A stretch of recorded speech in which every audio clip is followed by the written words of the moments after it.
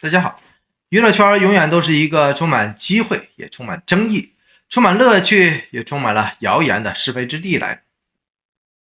有些人轻轻松松就能够冲上的顶流，有些人百折不挠的迈向了巅峰，有些人莫名其妙就跌下了神坛，有些人战战兢兢的如履着薄冰。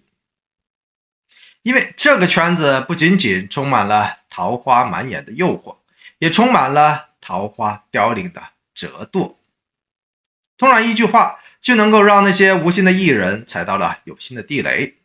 人生无常，照领王一博依旧需要且行且珍惜。